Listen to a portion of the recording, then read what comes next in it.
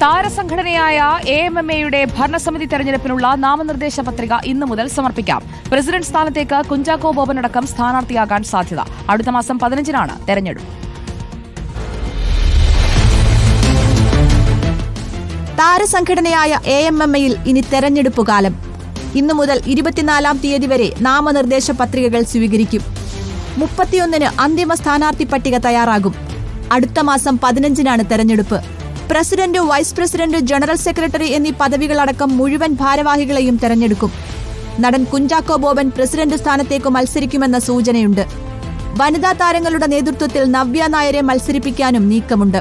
മുൻ general secretary ഇടവേള ബാബുവും മത്സരരംഗത്തുണ്ടാവാൻ സാധ്യത. ആരോപണ വിധേയനായ ബാബുരാജ് മത്സരിക്കുന്നതിൽ ഒരു വിഭാഗം എതിർപ്പുന്നയിച്ചിട്ടുണ്ട്.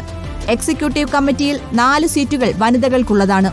സംഘടനയിൽ ആജീവനാന്ത അംഗത്വമുള്ള ആർക്കും മത്സരിക്കാം. തെരഞ്ഞെടുപ്പ് മുന്നിൽ കണ്ട് വാട്സാപ്പ് ഗ്രൂപ്പുകളും ചർച്ചകളും സജീവമാണ്. റിപ്പോർട്ടർ, കൊച്ചി.